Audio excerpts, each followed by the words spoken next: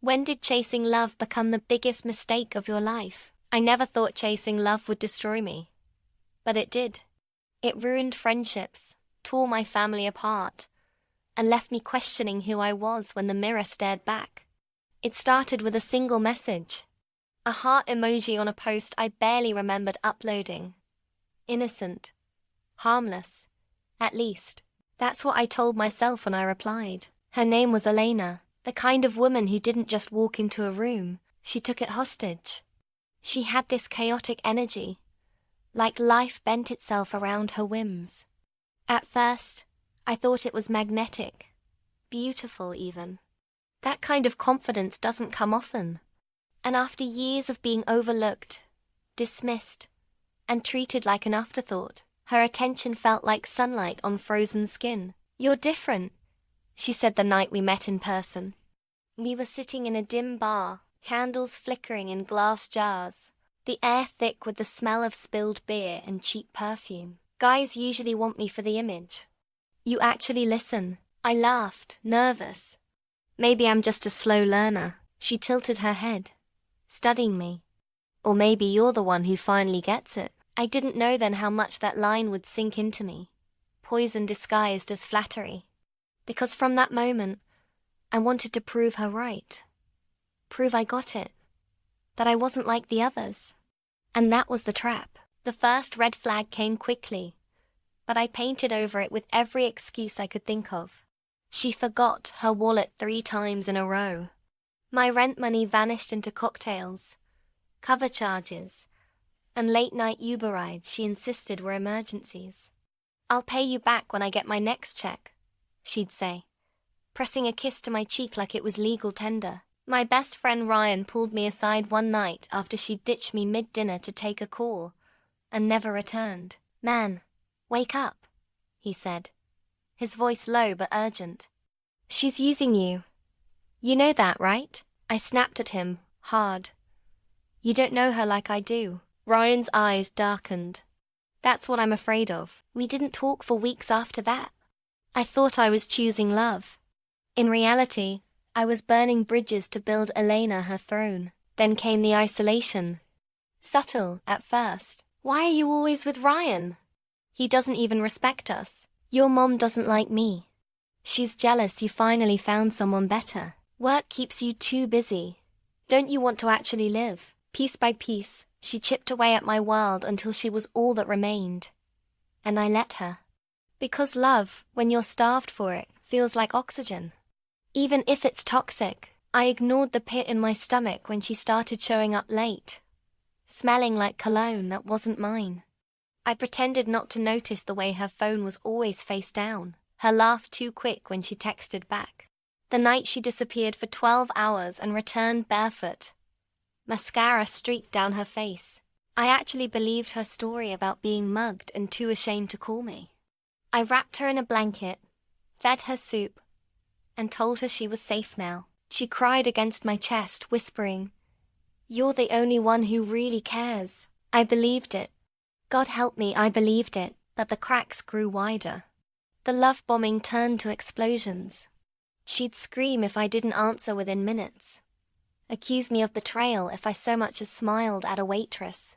She once hurled a glass at the wall behind me because I didn't like the movie she picked. And then came the night everything shifted. I was at work late, finishing reports I was already behind on, because Elena had demanded we go on a last-minute trip the week before. My phone buzzed. 20 messages in 5 minutes.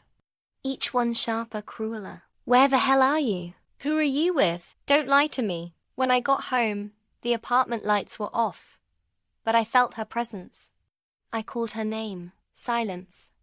Then from the bedroom, a laugh. Low. Wrong. I opened the door to find her sprawled across my bed, half-dressed, with a stranger's shirt on the floor. She smiled at me like it was nothing. "You're early," she said, her voice flat. My chest caved in. I couldn't even speak. The guy stood, pulling on his jeans. "Didn't know you had a boyfriend," he muttered, avoiding my eyes as he slipped out the door. Elena didn't flinch. She just lit a cigarette, though she knew I hated the smell, and blew the smoke in my direction. You gonna cry about it? She asked. Something in me cracked that night. Not anger. Not heartbreak. Something colder. Something final. But I didn't leave. Not yet. I should have. Any sane person would have. Instead, I asked the question that chained me even tighter. Why? Her answer was a smile. A cruel, knowing smile. Because I can. That's when I realized love had become my biggest mistake. But by then, it was already too late, because Elena wasn't finished with me. Not even close. And what came next? I wouldn't wish on anyone. I didn't sleep that night. Couldn't. Every time I closed my eyes, I saw her face smiling, taunting, unapologetic. I should have ended it right then, told her to get out, blocked her number, erased her from my life. But instead, I sat at the kitchen table until dawn, staring at the cracks in the wall like they might offer answers. When she finally emerged, hair tangled, makeup smudged, she acted as if nothing had happened. She poured herself coffee, humming a tune, and sat across from me like we were some happy couple starting our day. "You're quiet," she said, sipping. "Something on your mind?" I couldn't believe her audacity. My hand shook as I gripped the mug in front of me. "You cheated on me." In my bed, her lips twitched, not with guilt, but amusement. Cheated. Baby, don't be dramatic. It was just fun. You're still my number one. Number one? My voice cracked. Relax. She leaned back in the chair, crossing her legs. It's not like you're perfect.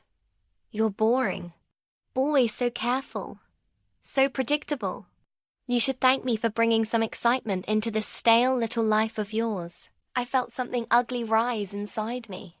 But before I could respond, she stood, kissed my cheek, and whispered, "If you leave me, you'll regret it." The words echoed in my head long after she left for her shift at the bar. Not a plea. Not a threat. Something worse. A promise. For weeks I lived in limbo. She'd vanish for hours, sometimes days, then return with gifts, new shoes, a watch, even a leather jacket that smelled faintly of men's cologne. "See? I think about you," she'd say, like shiny objects erased betrayal. Ryan tried again.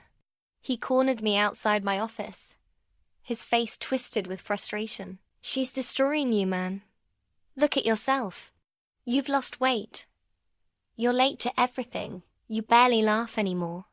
You're a ghost." "I'm fine," I lied, though my reflection told a different story. He grabbed my shoulder.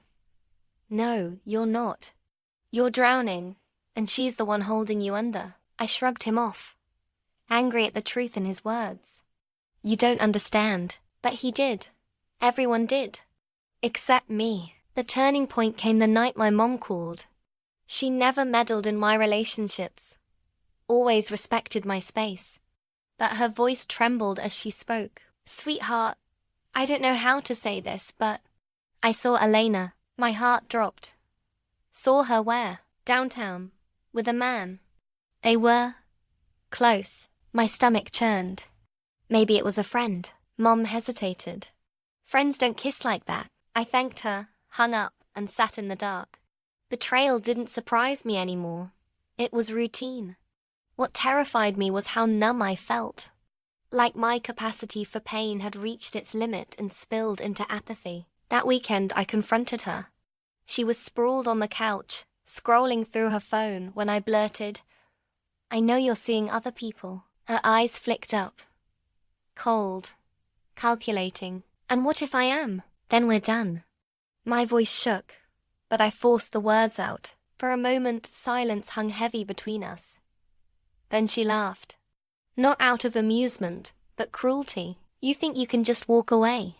she asked, standing slowly. "After everything I've given you?" "You've given me hell," I spat. Her face hardened. "Careful, or what?" That's when she snapped. She hurled her phone against the wall, the case splintering, battery skidding across the floor. Her voice rose, shrill and venomous. "You don't get it. Without me, you're nothing. No one cares about you. Not your friends, not your family. They tolerate you." I'm the only one who truly sees you. And if you walk away, you'll see just how alone you really are. My throat tightened. The worst part? Some part of me believed her. I left that night, crashing at Ryan's place. He didn't say I told you so. He just handed me a beer and sat beside me in silence. The way only true friends can. For the first time in months, I slept without waking in a panic. But Elena wasn't finished. The next morning, I woke to a flood of messages. Dozens of missed calls. You can't leave me. I love you. I'll kill myself if you don't come back. You're ruining my life. By noon, the tone had shifted. You'll pay for this. I'll make sure you regret everything. You think you can just discard me? Watch me. That evening, Ryan's car alarm went off. When we checked, every tire was slashed. A note was wedged under the windshield wiper. Stay out of this, or you're next. Ryan stared at it, his face pale. She's unhinged, man. You need to go to the police. But I knew better. Elena was cunning, manipulative. She'd twist the story until I was the villain, the unstable ex-boyfriend trying to ruin her life. I had no proof. Just threats on paper and a reputation for being the quiet one. Who would they believe? That night, as I tried to sleep on Ryan's couch, I felt a shadow pressing against me, invisible hands squeezing my lungs. Not from her presence, but from the certainty she wasn't going to let me go. Elena wasn't chasing love anymore. She was hunting, and I was the prey. I thought ignoring her would make her fade away. People like Elena thrived on attention, right? If I stayed quiet, if I cut contact, maybe she'd lose interest. That's what I told myself. But silence didn't weaken her. It only sharpened her claws. The first week after I left, she called my office non-stop. My boss, a man who hated drama more than missed deadlines, pulled me into his office. Look, I don't care what's going on in your personal life, but she's called here 27 times in 2 days. You either handle this, or I'll have to let you go. I nodded, throat dry, shame curling in my gut. Elena wasn't just in my love life anymore. She was sabotaging my livelihood. That night, Ryan found me sitting on his porch, head in my hands. She's going to ruin everything, I whispered. Ryan leaned against the railing. Not if you fight back. Document everything. Messages, calls, notes, save it all. I did. Every, I love you. Every, you'll regret this. Every late-night voicemail slurred with alcohol. My phone became a graveyard of her obsessions. But Elena was clever. She didn't just attack me directly. She poisoned the people around me. Mum called again, her voice tight with unease. She came by the house today. My blood froze. What? She said you two had a fight. That you were unstable. That she was worried about you. She asked me to keep an eye on you. Please tell me you didn't believe her. Silence. A pause too long. Then, sweetheart, I don't know what to believe anymore. That cut deeper than anything Elena had ever said. If my own mother doubted me, what chance did I have against Elena's lies? 2 days later, my sister texted me. Why did you tell Elena I borrowed money from you? That was private. I never told Elena anything. But somehow she knew. She'd been listening, watching, gathering ammunition from places I didn't even realize were vulnerable. Ryan suggested going to the police again, but I shook my head. They'll laugh, say it's a lover's spat. That I'm just bitter because she cheated. He clenched his jaw. Then we'll protect ourselves another way. I wanted to ask what he meant, but the look in his eyes stopped me. The breaking point came one night when Ryan and I returned from grabbing takeout. His door was unlocked. He swore he'd locked it. We stepped inside cautiously, the air thick with wrongness. My stomach twisted. On the kitchen counter sat a Polaroid photo. Me, sleeping on Ryan's couch. The caption scrawled in red ink. Sweet dreams, baby. I dropped the food. Ryan grabbed the photo, his hands shaking. She was in here, while we were out. She's not just harassing you, she's breaking in. We searched the apartment, but she was gone. No broken windows, no forced entry. She had a key. Somehow, she had a key. I didn't sleep at all that night. Every creak of the building felt like her footstep. Every shadow felt like her silhouette. By morning, I was raw, trembling, barely holding myself together. That weekend, I finally broke. I went to the police station with Ryan by my side. I handed over my phone, the Polaroid, the threats. The officer behind the desk skimmed the evidence with bored eyes. "Sir, unless she's physically harmed you or stolen property, this is just a domestic dispute. File a restraining order if you want, but honestly, these things usually make it worse." Ryan slammed his fist on the counter. "Worse? She's stalking him. What do you think comes next?" The officer sighed. "Look, we're swamped. Unless she does something violent, our hands are tied." I walked out numb. Elena already knew the game. She knew how far she could go without tipping the scales into a crime. She was smart enough to play the system against me. That night, I returned to my own apartment for the first time in weeks. Ryan insisted on staying over, just in case. Everything looked normal, until I went into the bedroom. The closet door was ajar. Inside, hanging neatly on a hanger, was the leather jacket she bought me weeks earlier. But there was something new in the pocket. I reached in and pulled out a folded piece of paper. "You can't hide from me. You're mine." The handwriting was hers. The scent on the jacket wasn't mine. She'd been here, recently. Ryan grabbed the note and cursed under his breath. "She's escalating. This isn't obsession anymore, it's possession." We decided to change the locks, install cameras, even set up noise alarms. But deep down, I knew none of it would stop her. She wasn't just chasing love anymore. She was dismantling me piece by piece, until there was nothing left but her. 3 nights later, the first camera caught her. At 3:14 a.m., motion detection triggered.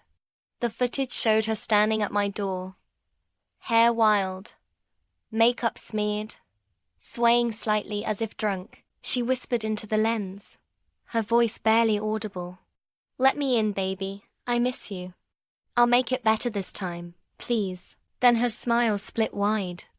"Or maybe I'll just make sure no one else can have you." She leaned close, kissed the camera, and vanished into the night. I didn't show the footage to the police. I didn't need to. I knew what it meant. Elena wasn't bluffing anymore. Something was coming, something violent. After that video, I stopped pretending this would burn out on its own. Elena wasn't a storm passing through my life.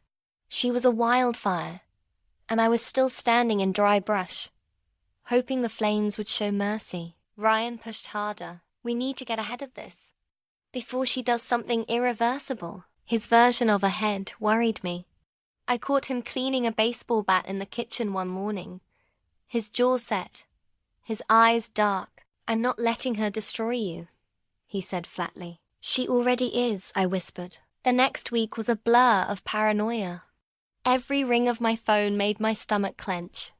Every knock at the door sent me into defense mode. I stopped going to the gym, stopped checking my mail, stopped living. I was breathing but not alive. And then Elena made her move. It was a Tuesday evening. Ryan was at work, and I was alone in the apartment. I'd just finished heating leftovers when the power cut out. 1 second the microwave hummed, the next darkness. Total silence except for the faint hum of the fridge winding down. My heart hammered. I froze, listening. And then I heard it. A shuffle, soft inside. I grabbed the flashlight from the drawer, sweeping it across the living room. Nothing, but I knew. I felt her. "Elena?" My voice cracked. No answer. I stepped slowly toward the bedroom, every creak of the floorboards slicing into the silence. My hand trembled as I turned the knob and pushed the door open. The beam of light landed on the bed. My bed.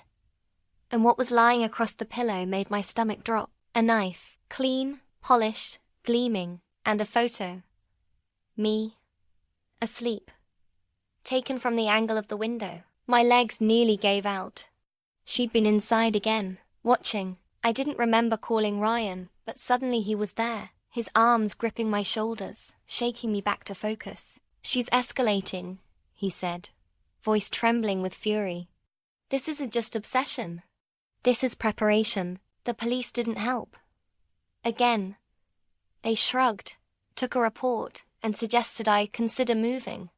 As if uprooting my life was easier than stopping one unhinged woman. That night, Ryan stayed over. We both slept with weapons within arm's reach, him with the bat, me with a kitchen knife. The cameras caught nothing, but I woke 3 times convinced I heard whispering through the walls. The next morning, Elena struck from another angle. My boss called me in, face tight. We've received multiple complaints about you, anonymous emails, voicemails. Claims you've been harassing a woman named Elena, that you're unstable, threatening. My stomach dropped. That's not true, he sighed. I believe you, but perception matters. Clients are nervous. HR is involved. You need to lay low for a while. Suspension. Without pay. She wasn't just ruining my personal life anymore. She was dismantling my future. I stumbled home that day, rage boiling under my skin. Ryan slammed his fist against the wall. She wants to take everything from you. And she's doing it piece by piece. That night we argued. Let me handle it, Ryan demanded. No, I snapped. She's not going to stop. The system won't protect you. So what do you want to do, huh? Wait until she kills you. I stared at him, my chest tight. I just want my life back. His eyes softened for the first time in weeks. Then we fight. Together. The next evening, it escalated again. I returned home to find my door ajar, heart in my throat. I pushed it open. Inside, the apartment was trashed. Drawers overturned. Clothes shredded, frames smashed. On the wall, scrawled in red lipstick, were 3 words.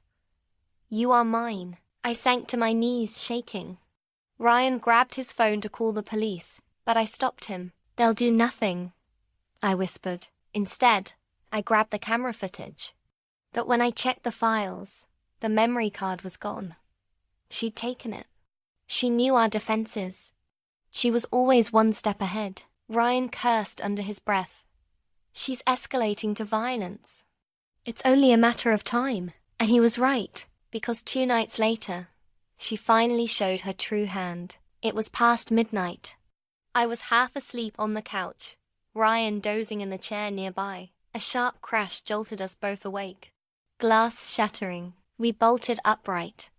In the kitchen, the window was broken, shards glittering on the floor, and standing there, illuminated by the streetlight outside, was Elena. Her hair was wild, her clothes torn, and in her hand was the same knife from my bedroom. Her eyes locked onto mine, wild, feverish. You can't leave me, she whispered. Ryan raised the bat, stepping between us. Put it down, Elena, he said firmly, but she only laughed. A sound that chilled me to the bone, and then she lunged. Time slowed the second she lunged. The knife glinted under the pale streetlight spilling through the broken window. Her face twisted with something that wasn't love, wasn't even anger. It was obsession, pure and unhinged. Ryan swung the bat instinctively, the crack of wood against metal echoing through the apartment. The knife flew from her hand, clattering across the floor. She shrieked, stumbling, then scrambled toward it like an animal, nails clawing at the hardwood. I didn't think I just moved. My body slammed into hers before she could reach the blade. We tumbled to the floor, her nails raking my arm, her breath hot and ragged against my cheek. You're mine, she screamed, her voice breaking. You promised me forever. I struggled to hold her down, every muscle trembling. She was smaller than me, but rage gave her strength I couldn't match. Her hands clawed at my face, her teeth snapping dangerously close. Ryan, I yelled. He yanked her off me, dragging her back as she thrashed and kicked. Her eyes were wild, pupils blown wide, a thin string of spit glistening as she screamed obscenities. Ryan wrestled her to the ground, pinning her arms. I grabbed the knife, my hands shaking so badly I nearly dropped it. For a terrifying second, I thought about using it, not just holding it, but ending this nightmare once and for all. But I couldn't. Not yet. I called 911. My voice barely coherent as I begged for help. The dispatcher asked endless questions while Elena thrashed and shrieked in the background. Ryan held her down with every ounce of strength he had, sweat pouring down his face. By the time the police arrived, Elena had gone limp, silent tears streaking her cheeks as if she were the victim. She looked small, broken, fragile. And when the officers stepped inside, she shifted. "He hit me," she whispered, her voice trembling. "They both did. I was just trying to get my things and they attacked me." My stomach dropped. She was spinning the story right in front of them. Ryan stood, furious. "That's a lie." She broke in with a knife look at the damn window, but the officers didn't look. Their eyes flicked between me, Ryan, and Elena, the crying, trembling woman on the floor. One officer pulled me aside. "Sir, do you have proof she attacked you?" I gestured wildly toward the shattered glass, the knife, the scratches burning across my arm. "What more proof do you need?" He sighed, tired, like he'd heard it all before. "Domestic disputes are messy. She says one thing, you say another. Unless someone's seriously injured, we can't hold her long." My voice cracked. "She's going to kill me." But they didn't listen. They gave her a warning, suggested we all cool down, and escorted her outside. She glanced back as they walked her to the car, and the look in her eyes wasn't fear. It was triumph. That night, Ryan and I sat in silence. He poured whiskey into 2 glasses, his hand shaking. "She's untouchable," he muttered. "The system doesn't care until there's a body on the floor." I didn't sleep. I sat by the window, staring out into the night, half expecting her to crawl back through the shadows. My body buzzed with adrenaline, my mind replaying the scene over and over. By morning, I made a decision. I couldn't stay on defense anymore. I had to fight back. The next few days were preparation. Ryan helped me gather everything: screenshots of messages, voicemails, the Polaroid, the lipstick threats on my wall. I even took photos of the scratches she'd left on my arms and neck. We filed for a restraining order. The hearing was set for the following week, but Elena wasn't waiting for a judge. 2 nights before the court date, I woke to the sound of my phone buzzing on the nightstand. Unknown number. Against my better judgment, I answered. Her voice slithered through the line, soft, almost tender. "You think a piece of paper will stop me?" My throat went dry. "I'll always find you," she continued. "Because without me, you're nothing. And if I can't have you, no one will." The line went dead. Ryan urged me to call the police again, but I didn't bother. They'd just file another useless report. I felt trapped in a nightmare where every escape hatch was locked. The hearing came. Elena arrived in a white dress, hair neatly braided, eyes red like she'd been crying all night. She looked like an angel bruised by the world. When she spoke, her voice cracked perfectly, tears spilling at the right moments. "He abandoned me," she said, clutching a tissue. "He told me he loved me, then he left." I was confused. I just wanted closure. I wanted to scream, to rip the mask from her face and show everyone the monster underneath. Instead, I sat trembling, my lawyer presenting the evidence. The judge listened, his expression unreadable. He reviewed the photos, the messages, the police reports. Elena dabbed her eyes, whispering prayers under her breath. Finally, he spoke. "Given the evidence of harassment and break-ins, I'm granting the restraining order." Relief crashed over me like a wave. For the first time in months, I felt air in my lungs. But Eleanor's face didn't crumble. She didn't panic. She smiled. Subtle, small, a smile only meant for me, because she wasn't done. Not by a long shot. The restraining order was supposed to be my shield. A line in the sand. But Elena treated it like a challenge. A game. For the first week there was silence. No calls, no notes, no broken windows. I thought maybe, just maybe, the court's word had scared her off. I even started sleeping again, though never deeply. My body didn't trust peace anymore, but then the packages started arriving. At first it was flowers. Dozens of them, stacked in vases, crowding the hallway outside my door. The delivery slips all read the same. From your forever. Then came the stranger things. A box filled with photographs of me walking to work. Another with my childhood yearbook inside. Certain pages circled in red. One package was empty, except for a single note. Soon, Ryan's fury grew with every delivery. She's mocking me order. This is proof. Take it to the cops. I did, but the officer barely looked up from his desk. Technically, she hasn't made contact. Sending items through the mail isn't direct communication. I wanted to scream. Was I supposed to wait until she carved her love into my skin before they acted? Mom called again. Her voice was sharp this time, not worried. What are you doing to that poor girl? She showed up here sobbing, said you've been tormenting her. She begged me to talk some sense into you. Mom, she's lying. She looked broken. My mother snapped. You used to be kind. Now, I don't even recognize you. The betrayal stung worse than the threats. Elena wasn't just after me anymore.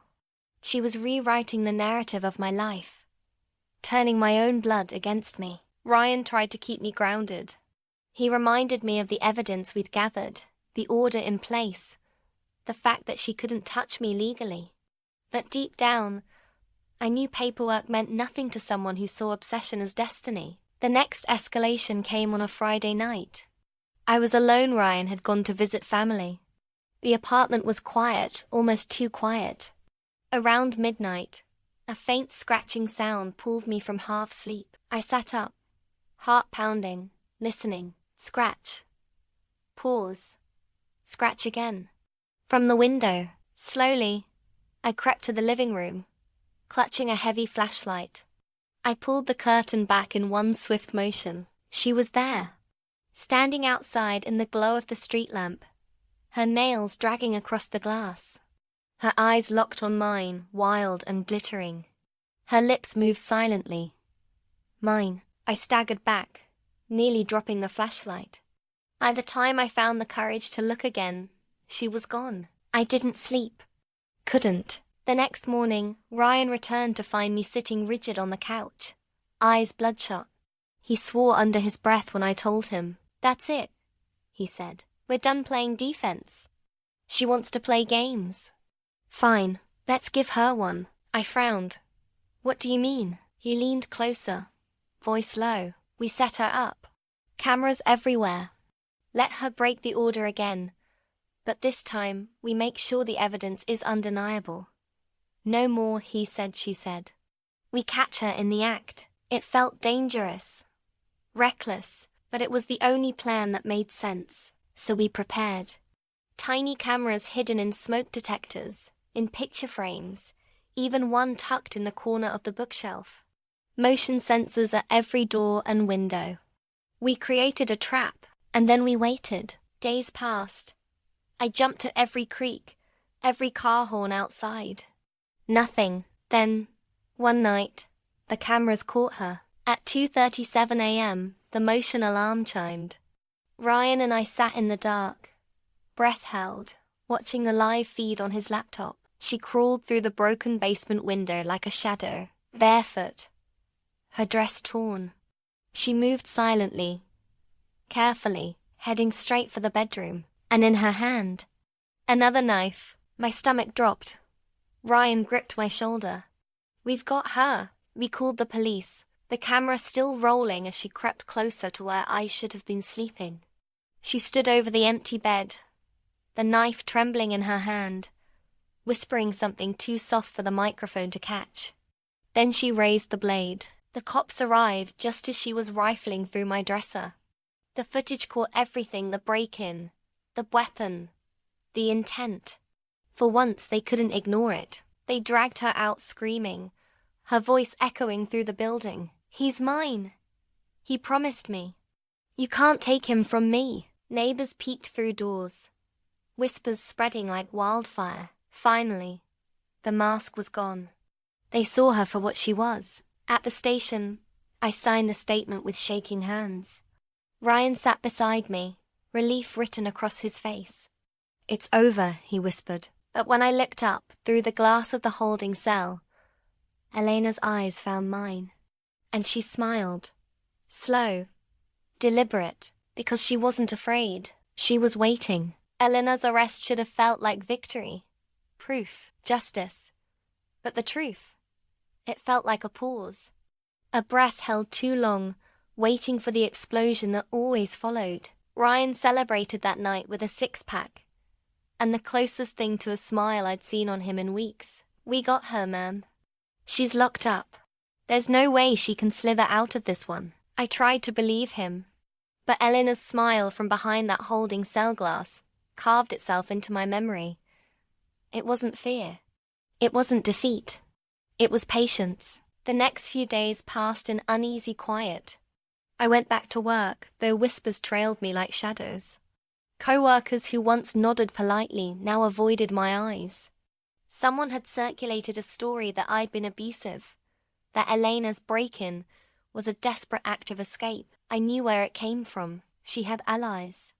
Maybe friends, maybe strangers she'd manipulated online. Either way, her poison spread. My boss called me in. "We'll keep you on, but stay off client-facing accounts for now." Too much bad press. I nodded silently, shame burning in my gut. Even locked away, she was dismantling me. Then came the hearing. The prosecutor laid everything out, the footage. The knife. The restraining order she'd violated. To me, it felt airtight. But Elena was a master of masks. She sat in court wearing a pale cardigan, hair neatly tied back, eyes downcast like a repentant child. When her turn came, she spoke softly, trembling. I wasn't trying to hurt him. I was confused. He broke my heart, and I lost control. I just wanted to feel close to him again. "I know it was wrong, but I'm not a monster." Her lawyer leaned into the performance, spoke of her troubled childhood, her fragile mental state, her desperate cry for help. The judge listened, stone-faced. My lawyer squeezed my arm. "Don't worry. The evidence is strong." But my stomach churned. Because I knew Elena. I knew she didn't need truth. She just needed doubt. The ruling came down hard. 30 days in a psychiatric facility. Not prison. Treatment. Ryan exploded in the hallway afterward. 30 days? She broke into your place with a knife. That's attempted murder. The prosecutor shrugged helplessly. Juries sympathize with women in cases like this. She played the instability angle well. At least she's off the streets for a month. A month. That's all I got. Back at the apartment, Ryan paced like a caged animal. "You need to leave town. Change your number, your job, everything." "And what? Run forever?" My voice cracked. "She find me. No matter where I go, she'll find me." The silence that followed was heavier than any words. The weeks crawled by. I started therapy, trying to scrape together the fragments of who I'd been before Elena. The nightmares didn't stop. I'd wake gasping, convinced she was in the room, her breath hot against my neck. Then, on a grey Monday morning, the call came. "Mr. Harris," the voice said formally, "we're informing you that Elena Russo has been released from treatment. She has fulfilled her mandated program." My hand went numb around the phone. Released. Free. Out there again. That night, Ryan came over, his face grim. "She's going to come back. You know that, right?" I nodded, hollow. He leaned in, his voice low. "Then we need to be ready." I didn't ask what he meant, because I could see it in his eyes. Ryan wasn't thinking defense anymore. He was thinking offense. For the next week, he trained me. Self-defense drills in the living room, learning how to block, how to strike if cornered. He showed me how to hold a knife, how to swing the bat. "I don't want to hurt her," I said one night, sweat dripping down my back. "She doesn't want to hurt you," Ryan said coldly. "She wants to own you." There's a difference. The line blurred between fear and rage. I didn't know who I was anymore, victim, survivor, or something darker forming in the shadows of my exhaustion. And then it happened. A note slipped under my door in the middle of the night. No flowers this time. No Polaroids. Just 3 words scrawled in jagged ink. Round 2 begins. My chest caved. Ryan snatched the note, his face pale. She's back. That evening, the cameras caught her again. Standing across the street this time, hood pulled up, her body still as stone. She didn't move for hours. Just stared. I closed the blinds, but it didn't matter. I could still feel her eyes. Ryan's voice was sharp.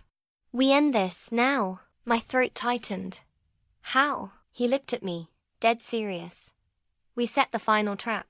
And this time, we don't just catch her, we finish her. His words sent a chill through me. Because part of me, the broken, desperate part, wanted exactly that. And the other part was terrified of what I might become if I agreed. I didn't want to believe Ryan. I didn't want to cross that line. That after months of living like prey, the thought of ending this, really ending it, lodged in my chest like a dark temptation. Ryan laid it out bluntly. We bait her. Make her believe she's finally cornered you. That this time, we're ready. No more waiting for her to play the game on her terms. His eyes burned with conviction. We flipped the script. I sat there, staring at my trembling hands. I was tired of fear. Tired of jumping at shadows. Tired of checking locks 5 times before bed. But more than anything, I was tired of her smile. That smile that told me she was in control. Okay, I whispered. Let's do it. The plan was simple in theory, brutal in execution. I'd post something on social media just vague enough to reel her in. A photo of me alone, at home, lights dim. A caption, trying to move on, one night at a time. Ryan set the cameras. Not just the little ones we'd hidden before, but new ones hidden in vents, in light fixtures, even a mic under the couch. Every angle covered. We waited. For 2 nights, nothing. Just silence and the occasional creak that made my stomach twist. Then, on the 3rd night, the scratching started again. Not at the window this time. At the door. My heart thundered as Ryan gave me the signal. I slipped into the bedroom. The cameras live, recording every second. The door creaked open. She stepped inside like she owned the place. Hair loose, eyes blazing, that same feverish grin stretching across her face. She whispered my name like a prayer. I knew you'd come back to me. She crept toward the couch, her hand brushing the fabric where I was supposed to be. When she realized I wasn't there, her face twisted. Where are you, baby? Ryan stepped out from the shadows. He's not yours, Elena. It ends tonight. She froze, then laughed. A sound sharp enough to splinter bone. You think you can protect him? He doesn't need you. He needs me. Her hand slipped into her bag, pulling out another knife. Longer this time, jagged. She lifted it like a promise. Ryan raised the bat. Drop it. No, she hissed. Her gaze darted around, wild, until it landed on me as I stepped out from the bedroom. Her whole body shifted, like a predator locking on its prey. There you are. Her voice was soft, almost tender. Don't you see? We're meant to burn together. If I can't have you, no one will. My chest tightened. My throat locked. I wanted to scream, to run, but my legs rooted me to the floor. Ryan moved between us. Not tonight. For a moment, the room held its breath. Then she lunged. The next seconds blurred. The flash of steel. The crack of wood. The scream that tore from her throat as Ryan's back connected with her wrist. The knife clattered to the floor, spinning away. She shrieked, not with pain, but with fury, clawing at Ryan, trying to bite, scratch, anything to break free. I grabbed the knife, holding it out with shaking hands, my chest heaving. Stop, I shouted. She froze. Her eyes met mine, wide and glistening. She whispered, You'd never hurt me. You love me. You always will. For a terrifying heartbeat, I believed her. Because buried under all the hate, all the fear, was the truth. Once, I had loved her. And maybe some part of me still did, but love couldn't survive this. Not after the scars, the lies, the blood. I don't love you, I said, voice breaking. Not anymore. Her face shattered. The smile died. And in its place came something darker than anything I'd seen before. Pure venom. She lunged again, screaming my name like a curse. Ryan tackled her, slamming her to the floor. The two of them thrashed, the camera catching every violent second. I stood frozen, the knife trembling in my hand, torn between ending it and holding on to whatever humanity I had left. Then the sirens wailed. Ryan had triggered the silent alarm when she broke in. The cops burst through the door, weapons raised, shouts filling the room. They dragged her off Ryan, cuffing her as she kicked and screamed, her eyes never leaving mine. "You can't escape me," she screeched. "We're forever. Do you hear me? Forever." The officers forced her out, her screams echoing down the hall until the building swallowed them whole. Ryan collapsed onto the couch, sweat dripping down his face. I dropped the knife, my hands numb. We'd survived the night, but survival didn't feel like victory, because even as the door slammed shut behind the police, I could still hear her voice in my head, whispering, promising. Round 2 begins, and I knew deep down, she wasn't done, not until one of us was gone for good. After Elena was dragged out that night, the silence felt heavier than the chaos. Ryan slumped against the couch, his shirt torn, his knuckles bleeding. I sat across from him, my hands still trembling. The echo of her screams lodged in my skull like shrapnel. "She's gone," Ryan whispered, but even he didn't sound convinced. I shook my head. "No, she's just waiting. The police had enough this time." The footage was undeniable. Forced entry, armed with a knife, attacking both of us. They booked her on multiple charges: stalking, aggravated assault, attempted burglary. The prosecutor promised me she won't see the outside for years, but I'd heard promises before. The trial stretched on for months. I sat through every hearing, every sickening moment where she twisted herself into a victim. Her lawyer painted me as cold, manipulative, cruel. She wept on the stand, describing a love she'd desperately tried to save. And when the jury glanced at her with sympathy, my stomach turned to ice. Ryan testified. He told them about the nights she stalked us, about the knives, about the threats. He showed the scars on his arms from holding her down. He stared the jury down, daring them not to believe him. When it was my turn, I told everything, from the first heart emoji to the final knife. My voice shook, but I forced the words out, every ugly truth spilling into the courtroom. At one point, Elena laughed, a sharp, high sound that made the judge bang his gavel. That laugh told me she wasn't afraid. She never had been. And then the verdict came. Guilty. 10 years. People clapped. Ryan squeezed my shoulder. My lawyer smiled. But I didn't. Because when they led her away, shackled, her eyes found mine one last time. And she mouthed a word only I could see. Forever. For a while, life returned in fragments. I got my job back, though the whispers never fully died. My mom tried to apologize, said she'd been fooled by Elena's act. I forgave her, but something in me had hardened. Trust wasn't something I gave easily anymore. Ryan stuck by me. We drank on weekends, watched bad movies, tried to laugh like we used to, but the shadows lingered. Sometimes I caught him staring at the door for too long, bat still propped against the wall. Trauma had welded us together, but it had changed us both. Therapy helped.